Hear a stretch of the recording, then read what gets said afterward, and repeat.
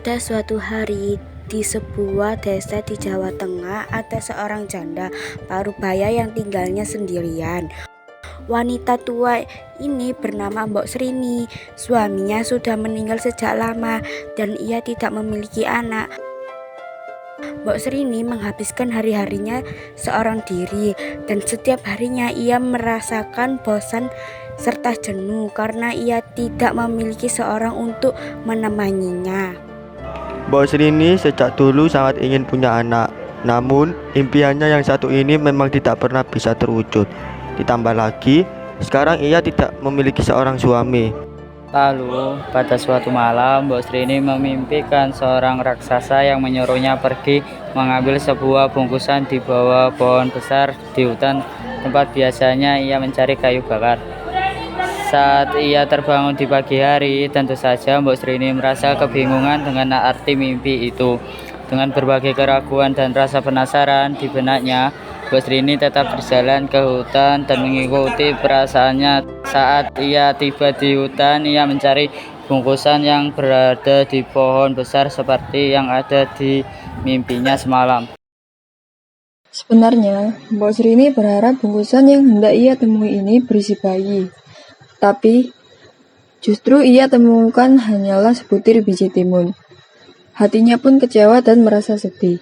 Tiba-tiba, ada seorang raksasa yang menghampirinya sambil tertawa terbahak-bahak. "Apa maksudmu memberikanku sebutir biji timun?" tanya Mbok Srini seraya berteriak tapi tetap menahan emosinya. Saat Mbok Srini memperhatikan raksasa itu, ternyata raksasa itulah yang semalam menghampirinya. Mbok Srini pun merasa ketakutan. Ia merasa raksasa itu akan memakannya. Mbok Srini pun memohon agar raksasa itu merasa iba dan membiarkannya tetap hidup. "Tenang, jangan takut. Aku tidak akan memakanmu, wanita tua," ucap raksasa itu. Ternyata raksasa ini meminta Mbok Srini menanam biji timun yang ia berikan. Katanya, ia akan dihadiahkan seorang anak perempuan jika ia menanamnya. Namun, saat anak itu sudah dewasa, Mbok Srini harus memberikan anak itu kembali pada raksasa, karena ia akan memakannya. Karena Mbok Srini sangat menginginkan seorang anak, ia menyetujui perjanjian itu. Saat kembali ke rumah, Mbok Srini menanam biji timun itu ke ladang rumahnya. Mbok Srini merawat biji timun itu sangat baik tiap harinya. 2 bulan kemudian, tanaman itu pun mulai berubah dan tanaman timun itu hanya berbuah 1. Semakin hari, buah timun spesial ini menjadi semakin besar, lebih besar dari buah timun pada umumnya. Warnanya pun menunjukkan warna kuning keemasan, terlihat cantik. Saat buah timun itu sudah sangat besar, Mbok Srini memetiknya. Dan saat terbelah, ada seorang bayi perempuan yang sangat cantik. Mbok Srini sangat bahagia mendengar suara tangisan bayi itu. Ia pun memberikan nama timun emas. Mbok Srini merasa sangat senang, sehingga ia lupa bahwa ia pernah membuat janji pada raksasa. Ia akan memberikan bayi ini pada suatu hari nanti. Mbok Srini membesarkan timun emas dengan kasih sayang dan kesabaran. Timun emas tumbuh menjadi seorang perempuan yang cantik, baik, serta sangat cerdas.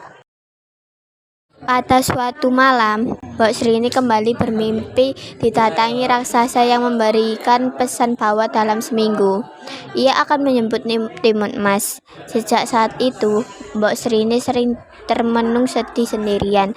Ia terus memikirkan bahwa ia akan berpisah dengan anaknya yang sangat ia sayangi. Terkadang, air mata jatuh ke pipinya tanpa ia sadari. Ternyata timun emas sering memperhatikan ibunya yang sedih ini. Lalu, ia pun bertanya pada Mbok Srini. "Ibu, kenapa akhir-akhir ini ibu sering menangis?" Awalnya, Mbok Srini tidak ingin bercerita pada anaknya. Akhirnya, Mbok Srini telah menceritakan tentang kelahiran cerita timun emas. Setelah mendengar cerita tersebut, Timun Mas pun takut karena suatu hari nanti raksasa akan datang menjemputnya. Tetapi Mbok Srini menyuruh Timun Mas untuk mencari alasan agar tidak dibawa raksasa. Dan cara itu pun meluarkan waktu raksasa untuk membawa Timun Mas. Tapi Mbok Srini masih bingung caranya agar Timun Mas selamat dari raksasa. Akhirnya Mbok Srini menemukan petapa di gunung. Setelah meminta saran petapa itu pun memberikan bahwa bahan untuk menyelamatkan Timun Mas yaitu ada garam, jarum, terasi, dan biji timun.